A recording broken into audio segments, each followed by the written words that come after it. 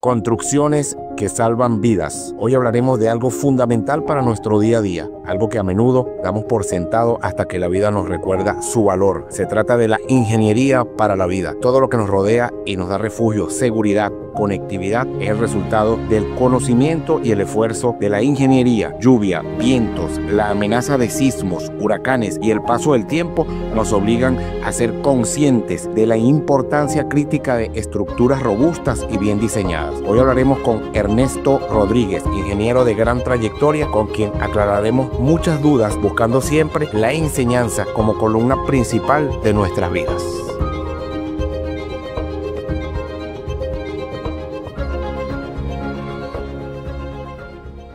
Este programa llega a ustedes gracias a Worldwide Security Option, caminando hacia el futuro de la seguridad. Somos Megadata, conexión dedicada a ti. MHR Consultores, formación y capacitación en seguridad integral. Extintores Balca, tu seguridad es nuestra prioridad. Salvar vidas se basa en el conocimiento.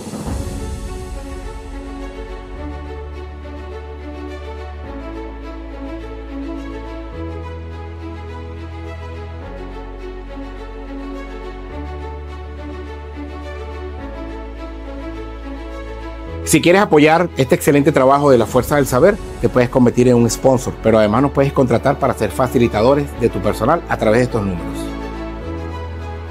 Publicidad que salva vidas.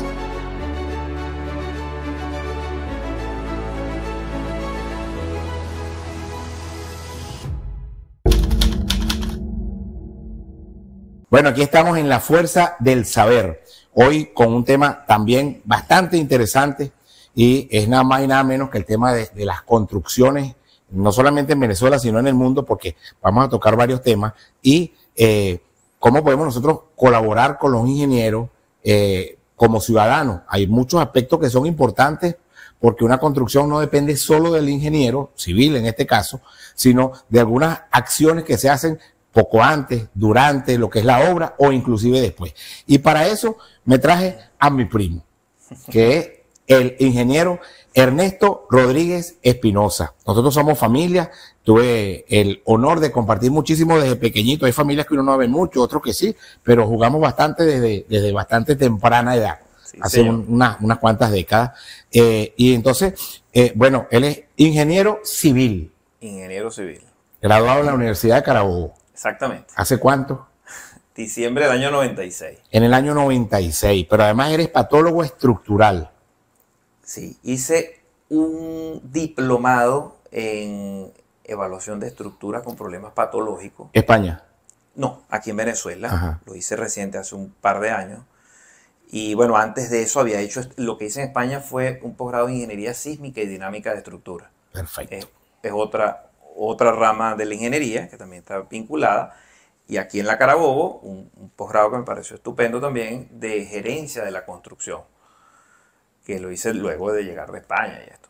Excelente. Entonces, tratando de englobar la gerencia con la estructura y un poco más recientes con la parte de patología o evaluación de estructuras con problemas patológicos. Íbamos a empezar hace rato, pero tenemos rato hablando, pero tenemos un rato que no nos veíamos. Ernesto, yo quisiera comenzar este tema de hoy hablando de... Yo he conocido ingenieros eléctricos, Jesús Barcala, un gran amigo, y sabe muchísimo, y eléctrico, y entonces también hay ingenieros también que tienen la materia de aguas, ¿sí? Sí, hidráulicos. Hidráulicos, correcto. Pero tú eres ingeniero civil. Sí. Y entonces el civil yo lo veo en todas las áreas. ¿Por qué se llama ingeniero civil y no ingeniero en construcciones o ingeniero en estructuras, por así decirlo, ¿no? ¿De dónde viene eso?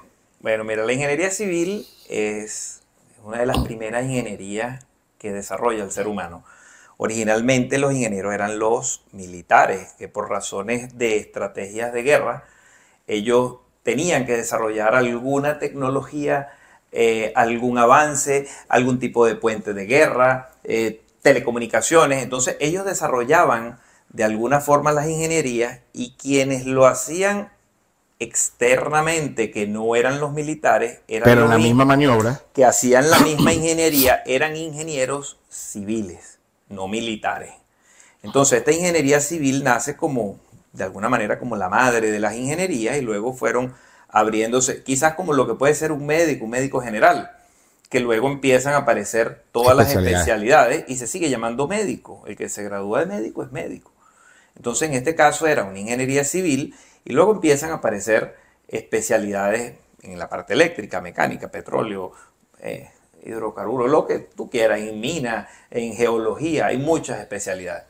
En España se llama ingeniero de puertos, canales y caminos, lo que nosotros somos acá ingenieros civiles. Aunque ellos ven puertos, canales y caminos y la parte de las estructuras la ven los arquitectos, no tienen ingenieros civiles. Ya eso ha ido de alguna manera modificándose en el tiempo. Pero esencialmente, pues la ingeniería civil maneja, aquí en Venezuela y en muchos otros países, maneja la parte de estructuras de todos sus tipos, edificaciones, casas, centros comerciales, estructuras de puentes, vialidades, represas, estructuras de apoyo a otras especialidades. ¿Ok? Y bueno, esa es esencialmente digamos, la fortaleza o el beneficio que puede dar a la sociedad un ingeniero civil, el aporte que puede dar un ingeniero civil. ¿Te acuerdas la época en que nos ayudaste mucho con las ponencias en lo que es la parte de patología estructural en caso de eventos sísmicos? Lo hicimos en Guacara un par de veces, creo que fue. En la década de los 90, por allá. Ajá. Bien interesante porque hay algunas cosas que nosotros por lo menos no manejábamos, que lo deben manejar las brigadas industriales, que lo deben manejar la ciudadanía, los organismos de seguridad de Estado en general. Y es la diferencia entre los elementos estructurales y no estructurales. Voy a poner un ejemplo muy puntual que me pasó en mi mundo de rescate. Hubo un evento sísmico, se movió bastante la estructura, entonces la gente te llama, mire, ingeniero, mi casa está destrozada. Entonces, la evaluación de los ingenieros nos dicen a nosotros los rescatistas, bueno, mira, no hay daños estructurales. Y entonces, claro que sí, las lámparas están en el piso y las puertas se movieron y la mesa se cayó. Entonces, sí. ¿Cuál es la diferencia entre los elementos estructurales y no estructurales? No solamente en el caso de sismo, sino cualquier impacto por una explosión, incendio. Claro. Bueno, mira, la estructura es el equivalente a lo que puede ser el esqueleto humano, tratando de hacer la similitud hacia algo que es muy palpable, muy fácil. Es como el esqueleto humano. Si nosotros tenemos un problema en una pierna, en un muslo, probablemente no vamos a poder caminar. Pero si nos cortamos, digamos, en el brazo, un corte superficial, es un daño no estructural para el ser humano. Mientras que una fractura puede ser incapacitante. Entonces, en el caso de las estructuras, tenemos un esqueleto, que puede ser en concreto o en acero. Ambos funcionan bien, no es que este es mejor que aquel. Ambos tienen razones distintas de usarse, pero hay gente que dice, este es más seguro, el concreto es más seguro que el metal. No, todas las estructuras tienen el mismo nivel de seguridad. Cuando tú las diseñas correctamente, adaptadas a las normas, tienen el mismo nivel de seguridad. Se hacen diferentes porque tienen aplicaciones diferentes que te llevan, por razones diferentes, a tomar la decisión de hacerlas de una u otra manera. Entonces, en definitiva, tenemos las estructuras en concreto, acero, madera, aluminio, diferentes materiales, y lo periférico son elementos no estructurales, es decir, las paredes, las puertas, las ventanas, un mueble o un cielo raso, tuberías de aire acondicionado. Todos esos son elementos no estructurales. Estos elementos estructurales hay que tener mucho cuidado con ellos porque pueden causar daños o la muerte durante un sismo sin que el edificio colapse, porque es el colapso parcial del elemento no estructural el que puede causar el daño. Hay que tener cuidado. Pero digamos que se rompe un cielo raso que es de yeso, pues es más o menos normal, frecuente que se rompa un cielo raso que es muy rígido en un movimiento sísmico y no necesariamente se afectó la estructura. No es un daño irreversible y no es un daño que sea peligroso o que induzca a un riesgo mayor en la estructura. ¿Ok? Así como, caso contrario, una estructura sufrió un movimiento sísmico y tiene una pequeña fisura, a lo mejor en un grupo de columnas, y el propietario piensa, no pasó nada, yo lo que hago es que las reparo y ya, y las pinto. Y eso sí puede ser un daño que en un siguiente evento sísmico puede llegar a producir un colapso.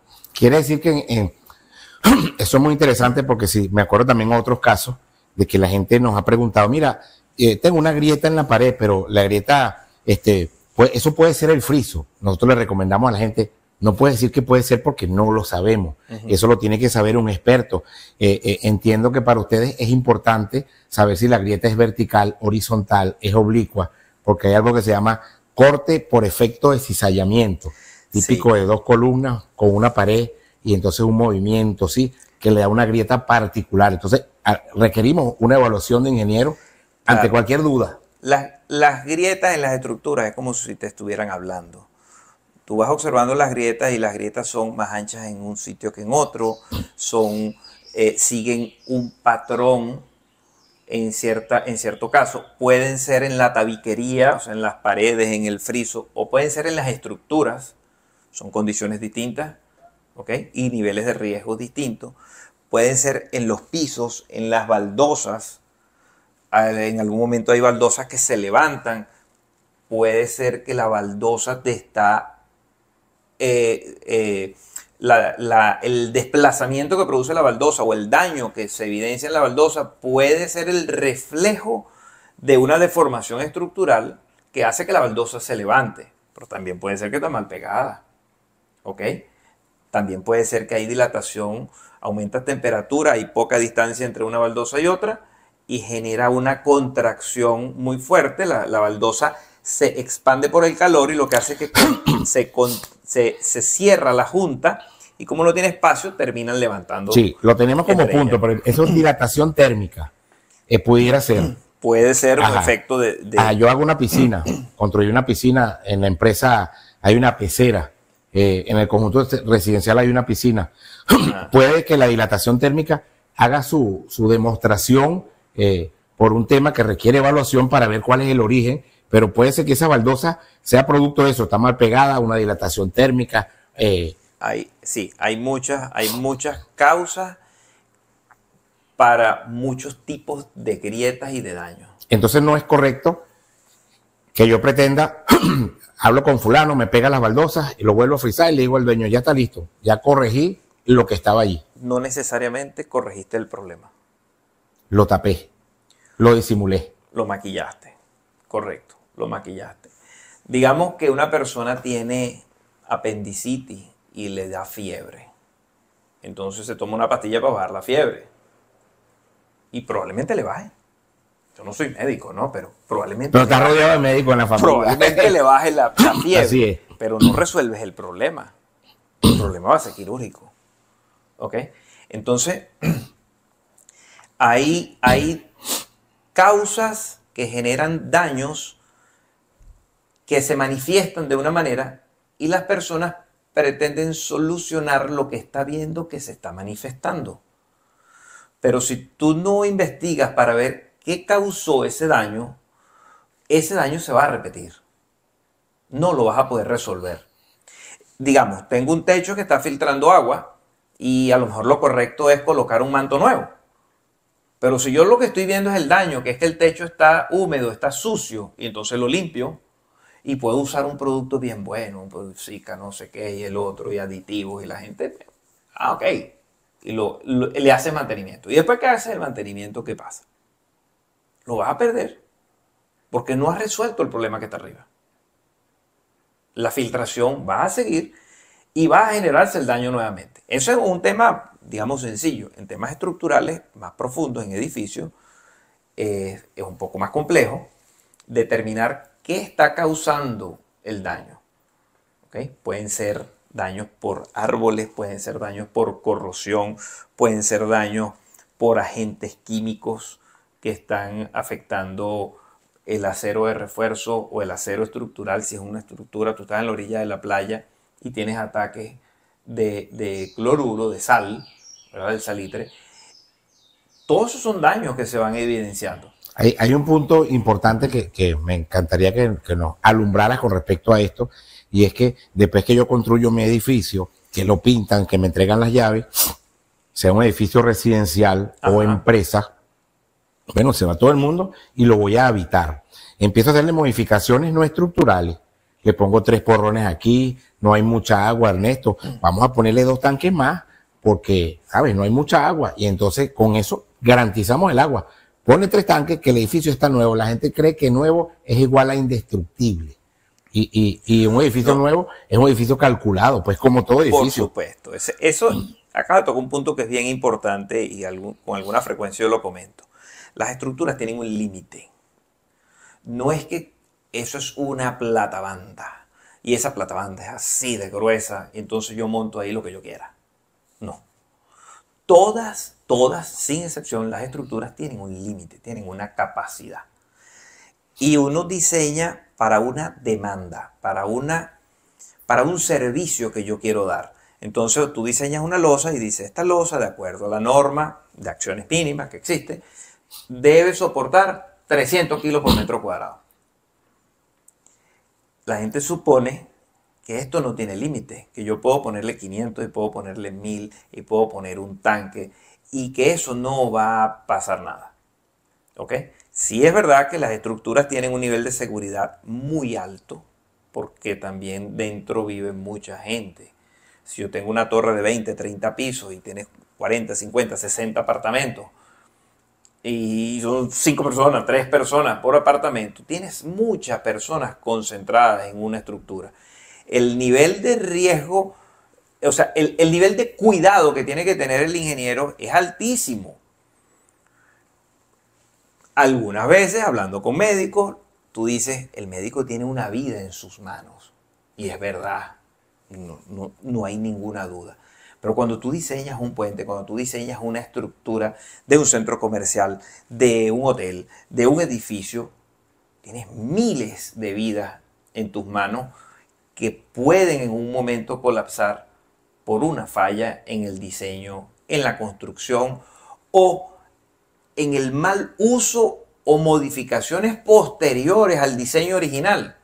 Porque yo puedo hacer un diseño concebido de una manera. Pero si después cambias la estructura, cambias el comportamiento estructural y el resultado es diferente. No tienes el mismo edificio. Ok. Si yo vivo en un caserío y el pueblo construyó un paso peatonal.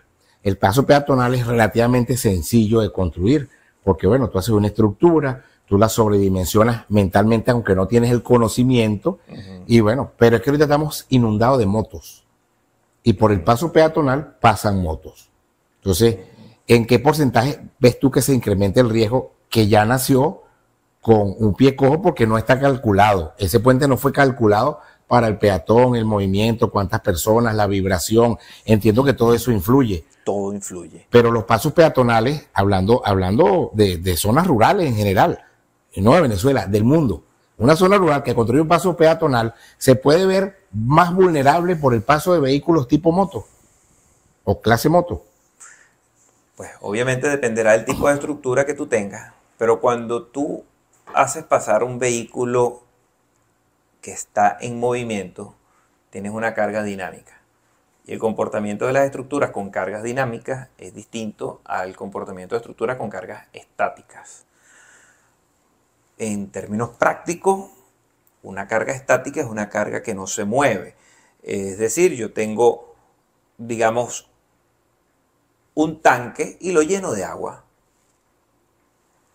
Esa carga que está ahí, mientras no haya un sismo, mientras no haya nadie que agite el agua, eso es una carga estática. Si yo coloco un mueble en una losa de una estructura cualquiera, eso es una carga estática. Si coloco unos sacos de cemento, eso es una carga estática. Si paso un carro, eso es una carga dinámica. Si lo lleno de personas, un estadio se llena de personas, eso son cargas dinámicas. Y cuando meten gol, es una carga dinámica que se sincroniza y brincan y celebran. Son unas cargas que se multiplican por mucho.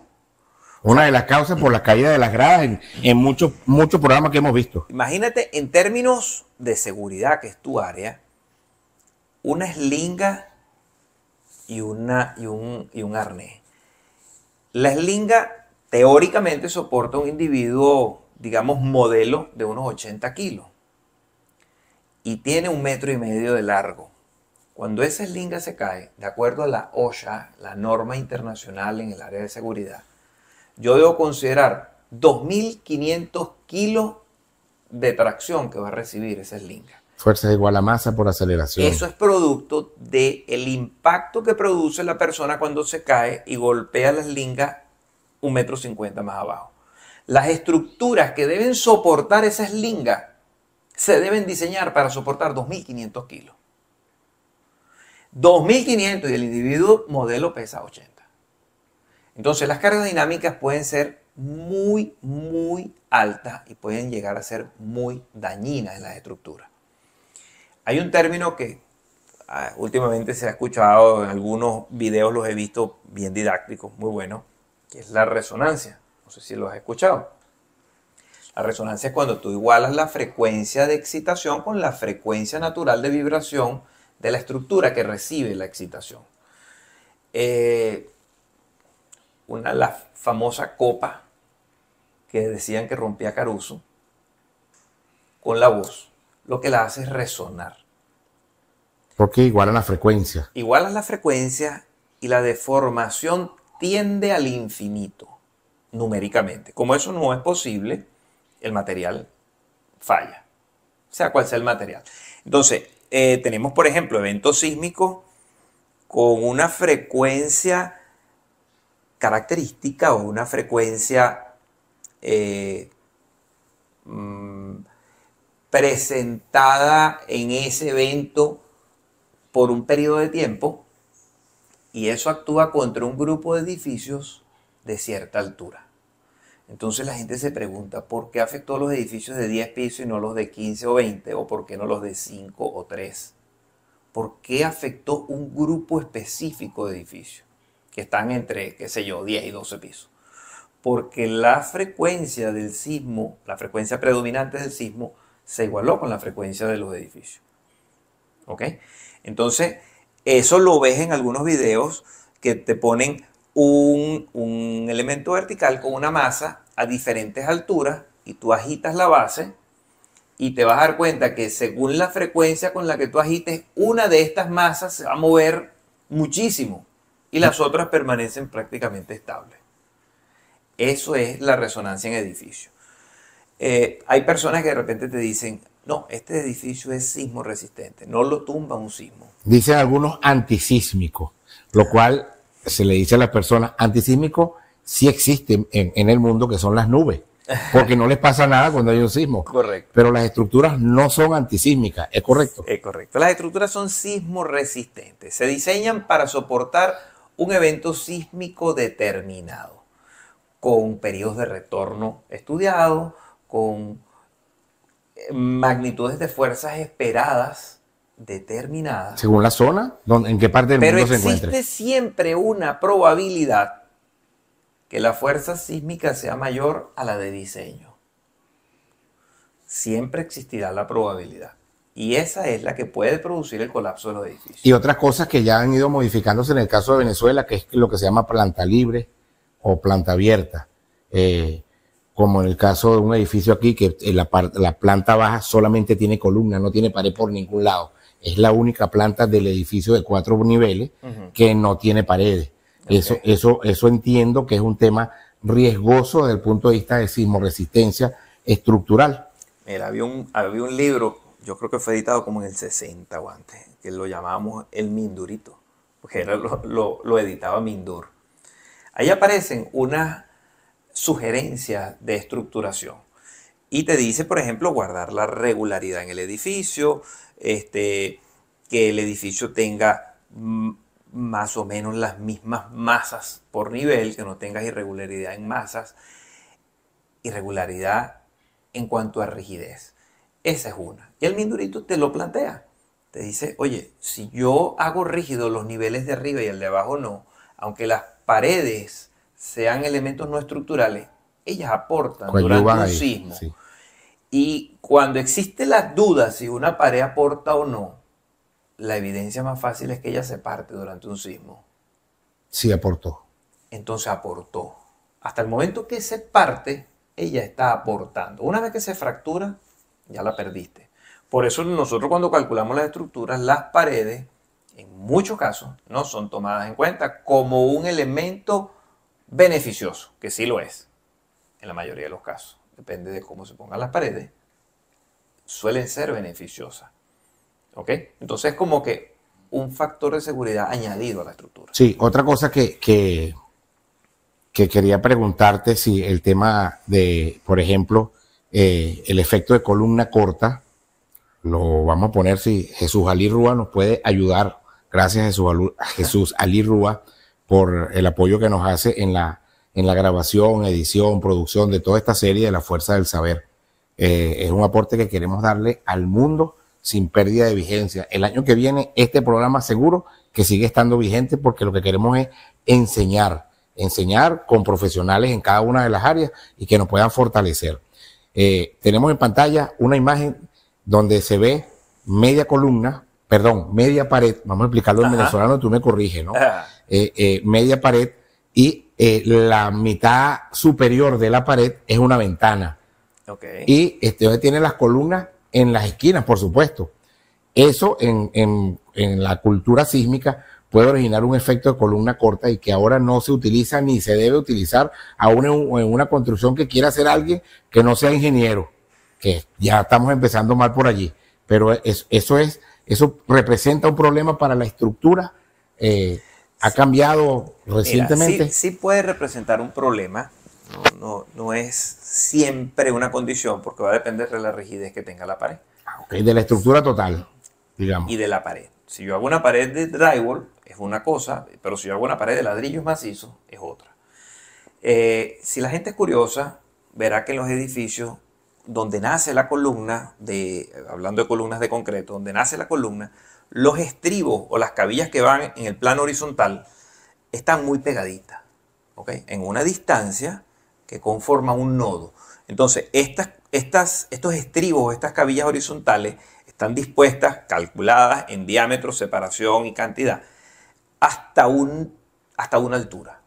Y a partir de ahí, la columna, la separación de estos elementos no es curiosa. La separación de estos elementos es mayor. Porque a mí me interesa que el nodo sea rígido y que la columna sea flexible en su tronco central. Eso va a hacer que la base de la columna mantiene una posición, el nodo, y cuando ella se desplaza en una u otra dirección, se produce como una S en esta deformación. Siempre estamos hablando de deformaciones muy pequeñitas, ¿ok? Eso es para entender la forma de la deformación. Entonces, esta se deforma y este sector de columna es flexible y los extremos son rígidos. Están diseñados para que se muevan de esa manera. Cuando yo coloco un muro, si es un muro de concreto, por ejemplo, o si es una pared de ladrillos macizos doble de 25 centímetros de espesor, tranco la columna en una altura superior a la posición que tiene el nodo, yo voy a crear la deformación a partir de ese punto. Pero ese punto no está hecho para soportar las acciones que va a recibir y no se va a deformar la columna como en el diseño original. Al no deformarse como en el diseño original, usualmente se parte en la base donde la columna está siendo limitada en su desplazamiento. Eso es lo que se llama efecto de columna corta. Ha pasado en edificios relativamente nuevos, bien construidos. Ha pasado en colegios. En el sismo de Cariaco, en el terremoto de Cariaco en 1998, se determinó en algunos colegios que tenían paredes construidas hasta, ¿qué te digo yo? 2/3 de la altura de la columna. Y cuando la columna intenta desplazarse, lo que hace es que se fractura en la unión columna-muro. Ok, yo construí un edificio y lo hice planificado, estaba relativamente cerca de un río, pero bueno, no tengo eventos históricos que me digan que por ahí pasaba el agua, pues. Pero aguas arriba hubo una invasión o hubo un derrumbe, se cayó un camión y tapó el caño, y en un momento de lluvia como el actual, mi edificio, mi empresa o mi conjunto residencial se ve con agua presente que dura 2 semanas. Subió el nivel, como los llanos venezolanos, como X o Y. Requiero una evaluación por esa novedad desde el punto de vista de estructura, aparte de lo no estructural, del tema de corriente, etcétera. Fíjate, lo primero que pusiste como ejemplo es el edificio cercano al río. Ahí no, aquí leyes. Leyes, la ley de agua te establece a qué distancia debo yo edificar, de acuerdo a la característica que tenga el cuerpo de agua. Llámese río, mar, laguna, cualquier cuerpo de agua, hasta una quebrada. Yo no puedo edificar en una distancia menos de, está establecido en la norma, en la ley. Ni siquiera una norma, en la ley te establece las distancias para protección de la estructura y de sus habitantes. Eso es lo primero. Lo segundo, cuando tú tienes inundaciones, puedes tener socavaciones. ¿Ok? ¿Por qué? Porque tienes un nivel de agua alto y es posible que el agua penetre por debajo del sistema de fundaciones, por debajo de pisos, de paredes, arrastra los finos y deja espacios vacíos. Entonces, con la carga que tenías antes, sin necesidad ni siquiera de incrementar carga, yo con ese mismo peso de mi estructura puedo empezar a la estructura puede empezar a presentar fracturas, una grieta, grietas en paredes, que son la evolución de ese daño, de esa socavación. ¿Ok? Es el reflejo de esa socavación. Entonces, lo más sano desde el punto de vista de seguridad es que un edificio que presente daños en tabique, en estructura, en piso, sea evaluado. En Estados Unidos los evalúan con una frecuencia determinada por llueva ley. O no llueva. Por ley. Debes evaluarlo. ¿Ok? El caso del Champlain de Miami, un caso famoso. El caso de la discoteca en Dominicana es un caso famoso. Que está en estudio. Que está en estudio. Es importante aclarar eso, Ernesto, porque nos han preguntado muchísimo qué fue lo que pasó, inclusive horas después. Ajá. Entonces, mira, ahí hay un tema de investigación que es complejo. Es correcto. Yo siempre he sido partidario de que uno debe primero documentarse de lo que pasó, Así es. Esperar si hay un estudio contratado, esperar qué tipo de respuesta están dando, a tratar de jugar posición adelantada y decir, yo sé, y salgo en los medios. Si yo vi la corneta en el piso y vi tal cosa. Exacto, y escribo un informe y me apresuro y a lo mejor voy a acertar con lo que haya sucedido. Pero eso es como que tú consigues un cadáver en la calle y tú dices, no, se murió de una sobredosis de droga. No, tú le preguntas a un patólogo y te va a decir, no sé. Y eso es especialidad. Porque él va, no, espérate, ya va, yo tengo que revisarlo. A lo mejor es verdad, puede ser una sobredosis de droga, pero es que puede ser veneno, puede ser un infarto, puede ser 1000 razones. Así es. Entonces, no es correcto, no es prudente incluso para la comunidad que un profesional se aventure a decir el colapso se debió a esta causa, a menos que tenga la certeza que lo haya evaluado. Ahora, normalmente los colapsos ocurren sencillo, por fallas en el material o por exceso de carga. No es mucho más, ¿verdad?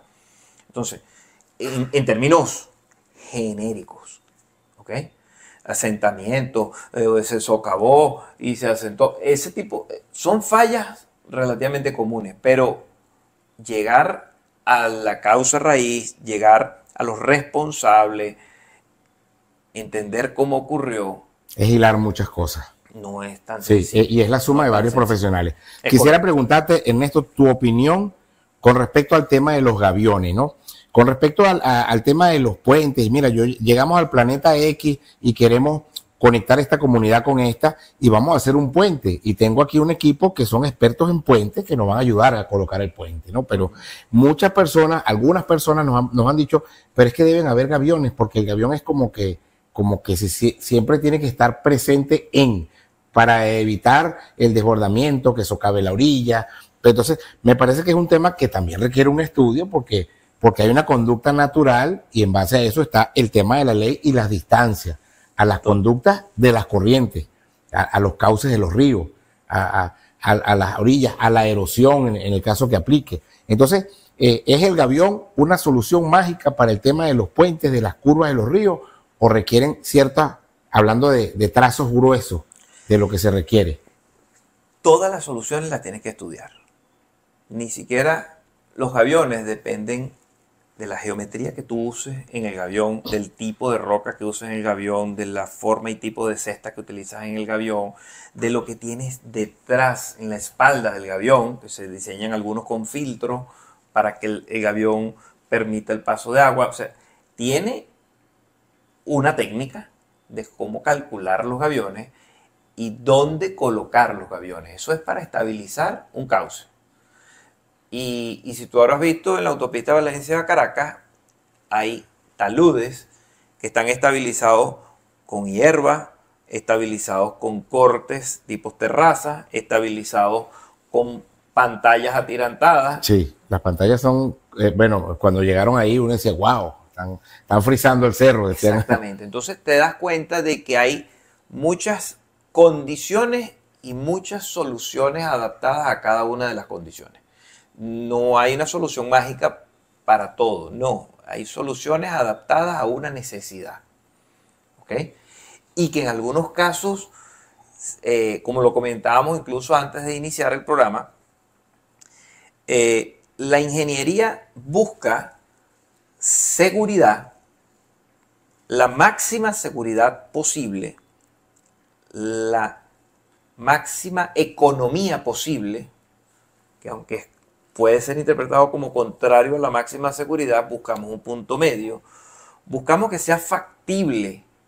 Yo no te puedo pedir, haz una pantalla tirantada y a lo mejor no tienes forma de poner el tirante, ¿no? O haz aviones, pero estás en los médanos de cobre y no hay roca. ¿Me explico? Y a lo mejor te sale muy costosa esa solución. Entonces, tú debes buscar una solución segura, una solución económica, una solución factible, una solución que algunas veces depende del tiempo. En el sector industrial, a veces hay soluciones que no necesariamente son las más económicas, pero son las más rápidas. Y a largo plazo puede ser la más económica, porque ahora la empresa produce en menos tiempo y para la empresa es ventajoso. Aunque la solución de ingeniería en el momento de la inversión no es la más económica. ¿Ok? Entonces, en la ingeniería se manejan muchas variables y todas las variables las tienes que controlar para que generes una solución eficaz, para que generes una solución óptima. Eso es la ingeniería. Por eso es que es un mundo verdaderamente apasionante. Hay un problema, Ernesto Rodríguez Espinosa, ingeniero que sabe mucho y además que es un placer hablar con él, siempre igual que con su papá. Mira, hay un tema que se llama, está sonando un reloj muy viejo, 1879. Sí, se queda el audio, ¿verdad, Jesús? Espectacular, una reliquia. Ese reloj que vemos ahí en pantalla es una reliquia del año 1879 y que funciona. Lo tenemos aquí en este espacio, que es toda una grata impresión y muy buena energía. Ernesto, hay un tema que algunas personas lo llaman daño de origen radicular, ¿no? Entonces, como tiende a confundirse, porque nosotros no hablamos español, sino venezolano, que son dos lenguajes diferentes. Ajá. Porque además tenemos un toque de jocosidad y somos dicharacheros, y aquí es difícil hablar en serio. Entonces, mira, ese es un daño radicular. No, más ridículo serás tú. El tema radicular tiene que ver con las raíces. Claro. Entonces, tú me dejaste una construcción perfecta y te fuiste. Gracias a Dios que vino Ernesto, porque eso quedó perfecto. Pero yo me puse japonés, el lenguaje venezolano, muy creativo, y me puse a sembrar plantas sin consultar a las personas que saben de plantas. Y de repente vino una raíz, y no fue el año siguiente, ni 2 años después, sino 5 años o 10 años. Muchos años después. Creo que trabajaste recientemente un caso que conversamos hace rato, que dañó un tanque. Sí. Una raíz. Una raíz. ¿Y el tanque lo pudiste recuperar? ¿Era recuperable? Para ese caso no. Wow. Entonces, fíjate, hay daños. De hecho, en este mundo de la parte de evaluación y de patología, normalmente nosotros no solemos decir cuál es el caso específico, ¿ok? Por protección al cliente, por protección al caso. Fíjate que te conversé de un tanque y simplemente un tanque. estos tanques o las estructuras en general, cuando una raíz penetra por debajo del sistema de fundaciones, ella tiende a engrosarse con los años y va ejerciendo una presión hacia arriba. Y lo vemos muy fácil en las calles. Bueno, ponemos una imagen, Jesús. Sí, tenemos una imagen ahorita en pantalla que es uno de los 1000 casos y no tiene que ser, no, que esto es en la calle tal, del sector tal. Ajá. Eso pasa en todas partes del mundo, inclusive, bueno, pero en Latinoamérica se ve muy común, ¿no? Fíjate la calle como está levantada, siembro una mata de mango en la esquina de mi casa, afuera, y 10 años después tengo un problema porque se acabó la acera, hay una planta que se mete por la raíz, y entonces la gente tiende a sembrarla por desconocimiento. Claro. ¿Esos daños son frecuentes? Muy frecuentes, mucho más de lo que uno quisiera. Y lo peor es que yo siempre he sido un defensor de lo que es la naturaleza, sí, la fauna. Pero, ¿qué pasa? Tú tienes avenidas con una ceiba. Estamos hablando de un árbol que es monstruoso. ¿Ok? Avenidas con ficus. Entonces, yo no tengo nada en contra del árbol y me parece espectacular que tú puedas parar tu carro debajo de la sombra de un árbol. Y tenemos que ir hacia el bosque urbano. Pero es sumamente difícil que nosotros podamos tener grandes árboles en el medio de una avenida. No existe posibilidad de que no tengamos un daño, o sea, lo que escojan las especies correctas, pero no existe posibilidad de que tú tengas una ceiba que tiene 2 o 3 metros de diámetro en el tronco y que no se evidencien los daños a los lados. En el caso, los samanes, por ejemplo, en una oportunidad me tocó estudiar de los samanes específicamente. Y ellos tienen, digamos que 2 grandes tendencias. En el resto de los árboles seguramente será algo similar, pero en el caso de los samanes, que fue el que vi, tienen 2 grandes tendencias. Son raíces muy superficiales cuando yo tengo el agua o el nivel freático alto, muy cercano a la superficie. Entonces él no necesita profundizar raíces para conseguir agua, él va por la superficie. Y lo podemos ver en algunos de nuestros samanes aquí en Valencia. Y hay otros samanes donde no le ves las raíces, porque el árbol profundiza y está buscando el agua a niveles más bajos. Eso hace que el árbol pueda causar más o menos daño aun siendo la misma especie, pero sembrado en lugares distintos. ¿Ok? Tú ves samanes que están cerca del lago de Valencia y la mayoría los vas a ver con raíces superficiales, porque tienes el agua relativamente cerca. Así es. Entonces, nosotros tenemos que escoger mejor nuestra vegetación vial y evitaríamos daño. Lo ves en muchas calles, como la raíz penetra, levanta el brocal. Las líneas eléctricas que son afectadas por... Las líneas eléctricas se afectan también por los árboles. Pero entonces tú dices, no, pero es que es un crimen cortar el árbol.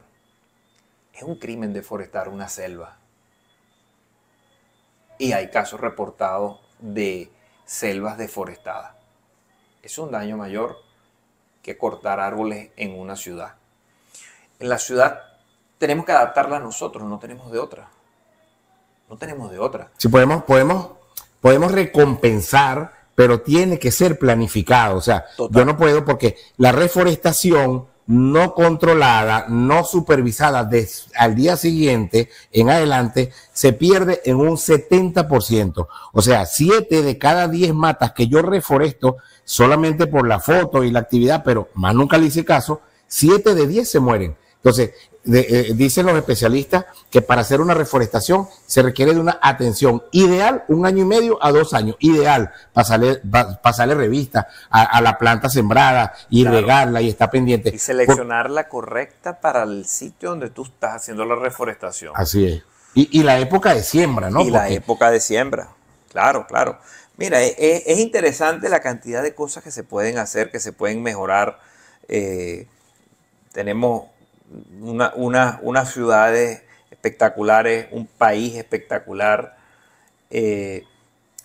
Hay mucho por hacer y estoy seguro, como tú decías, este programa no pierde vigencia. Los árboles seguirán creciendo, seguirán dañando estructuras, seguirán rompiendo tuberías de drenaje de aguas negras. Por una causa de nacimiento que fue una acción inadecuada de alguien. Incluso por nacimiento espontáneo. O sea, yo he visto ceibas que nacen en el medio de un separador vial que es de concreto, yendo hacia Villa de Cura, y ya la cortaron, pues. Pero era una ceibita y yo la veía creciendo y decía, bueno, ya lleva 1 metro, lleva 2 metros y está en el separador vial. O sea, no sé ni cómo nació, pero nació. Entonces estoy seguro que nadie la sembró ahí. Luego tú tienes que hacer mantenimiento y cortarla. Y entender la gente que no es un crimen, sino una necesidad. Sí, porque por seguridad. Por seguridad, exacto. Ernesto, una pregunta que quiero que nos des tu apreciación como ingeniero. Bueno, en pantalla están los teléfonos de tu empresa. Okay. Y tu página. Los daños de origen eléctrico. Yo por lo menos como rescatista tuvimos en Guacara donde una persona falleció porque guindó la cuerda al aire acondicionado. La cuerda en Venezuela no es cuerda, es alambre, pero la llamamos cuerda. Entró a tierra y hubo una muerte por electrocución, pero esos daños que se originan en nuestro país y en muchos otros países, pero que se originan en esas casas que fueron modificadas empíricamente. ¿Cómo lo ves tú en cuanto a son comunes, no son comunes? ¿Qué tan evitables pueden ser? ¿Lo ves que quizás tan insignificantes que aparecieron, pero no debieron aparecer? ¿Sí me explico? Sí.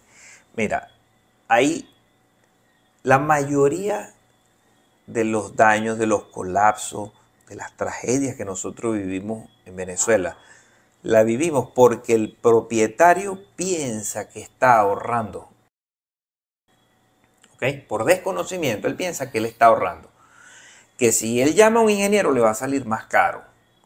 Entonces él dice, no, yo mismo lo hago, o busco una persona que tiene cierto nivel, cierta capacidad, que si se equivoca por más, lo hace gastar de más. No ahorró. Y si se equivoca por menos, lo mata. Puede convertirse en una tragedia. Entonces, y mucha gente piensa, si yo llamo a un ingeniero, eso me va a costar una fortuna. No es verdad, no existiría la carrera. No existiría la carrera. Nuestro precio, el valor de la ingeniería, escasamente puede llegar a un 2 o un 3% del monto total de las obras. Varía, en algunos casos menos, en otros casos un poco más. Es casi un impuesto. ¿Ok? Es un valor estadístico, por supuesto, eso varía dependiendo de lo que tú estés haciendo. Pero para que tengas una idea de cuánto realmente representa que tú tengas un servicio de ingeniería. Un servicio de ingeniería confiable, de que te van a dar una solución adecuada a tu problema. Hay un tema también que quería conversar y era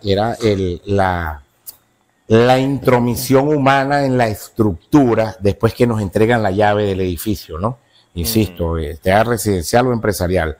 Y hay un tema bien importante y quisiera ver tu opinión desde el punto de vista de la estructura, ¿no? Y es que yo veo en los pasillos del edificio X, le pusieron 10 materos hermosos, gigantes, y hay diferentes plantas, pero cada matero puede pesar 50 kilos. Un saco de cemento y un poquito más. Y entonces en este pasillo tengo carga estática que bueno, es adicional y que a lo mejor lo soporta, pero estamos hablando entonces de que en el pasillo le puse una reja y que a la hora de una situación me va a generar una carga dinámica adicional más la otra carga, sobre todo también el tema de los tiempos de evacuación, ¿no? Que fueron calculados en el diseño. Y tú dices, mira, en el diseño yo tengo 2 rejas, pero tú te fuiste y viniste a los 3 años y hay 8 rejas y 2 vigilantes. Entonces, el tiempo de evacuación y ese tema. Yo puedo adaptar una construcción, puntualmente la pregunta, una construcción que tiene 50 años y la puedo adaptar a los nuevos requerimientos en materia de seguridad física. Claro, claro que la puedes adaptar. De hecho, la norma exige al profesional que interviene en una edificación que la adapte una vez que es intervenida. Y eso es un conflicto que siempre no se presenta porque a mí me dan una estructura que es del año 1960 y quieren agregarle un sector, un piso, quieren modificarla o cambiarla de uso. Era residencial, pero ahora va a ser comercial y el nivel de carga va a subir. Yo tengo que evaluarla con las normas actuales.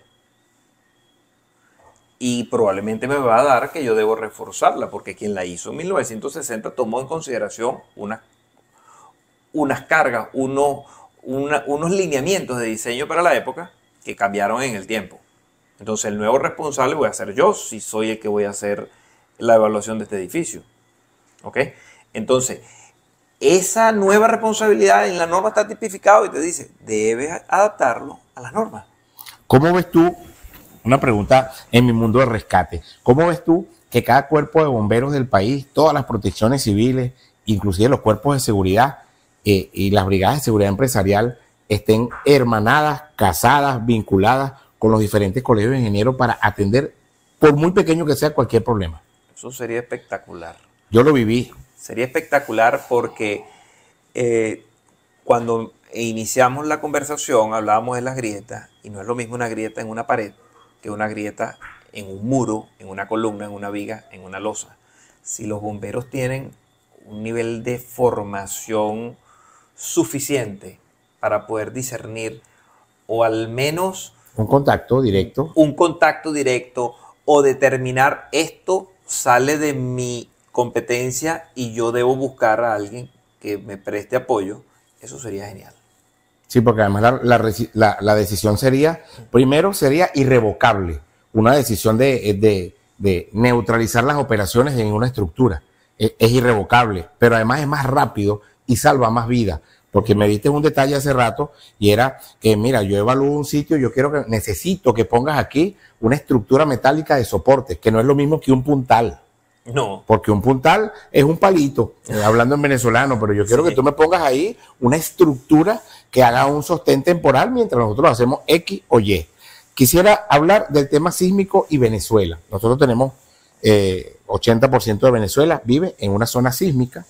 Nos preguntan, ¿va a temblar? Sí, te lo juro que va a temblar. No sé cuándo, ni de qué magnitud, pero va a temblar, ¿no?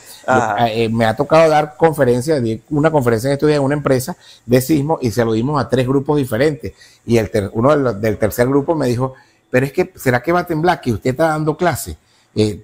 ¿Tienen una semana dando clase aquí de sismo? Sí, claro que va a temblar. ¿Viste? Yo te lo dije. Entonces, no, ya va, hermano, lo que pasa es que va a temblar porque estamos en un país sísmico y tenemos pues un riesgo de eventos sísmicos, ¿no? Entonces, claro, esa preparación que tiene que estar amarrada siempre de la parte profesional, hablo de la ingeniería.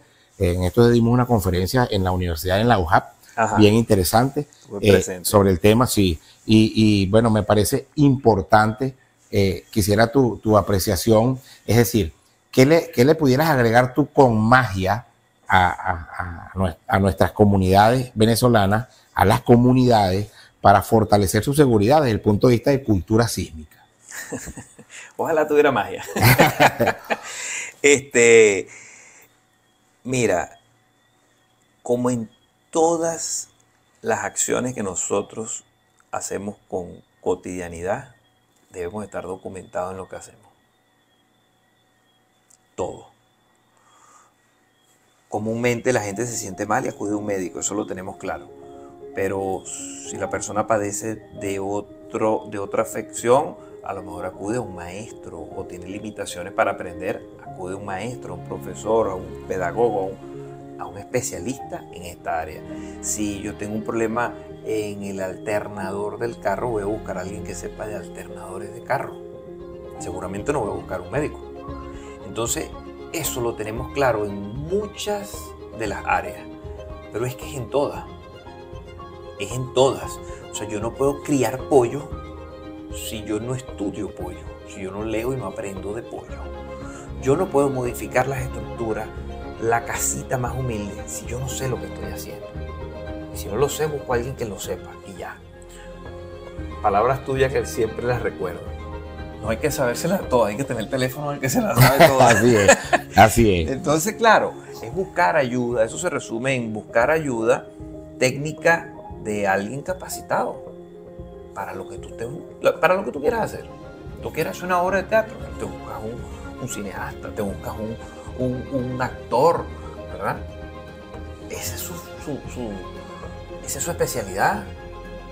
Tú quieres formar una orquesta, te buscarás músicos. Eso es el mensaje es claro. El mensaje es: busca siempre información técnica en cualquier acción que vayas a hacer. Bueno, y habiendo internet, ya no hay excusa. Así es. Inteligencia artificial, menos. Sí, hay que cuidarse mucho, por cierto. Bueno, Ernesto, yo estoy bien contento del encuentro. Siempre es grato conversar. Además que estamos bien contentos. Jesús Rúa vino impresionado con algunas cosas que vimos aquí, que vamos a hacer otro programa si Dios quiere. Y bueno, nuestro mensaje final, que bueno, ya Ernesto se me adelantó con esa sugerencia. Debemos todos saber que en materia de construcción también debes consultar con profesionales. Gracias a todos por la fuerza del saber y este capítulo interesante. Gracias Jesús Rúa. Gracias por la invitación.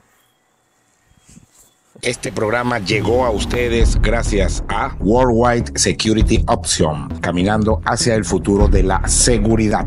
Somos Megadata, conexión dedicada a ti. MHR Consultores, formación y capacitación en seguridad integral. Extintores Balca, tu seguridad es nuestra prioridad.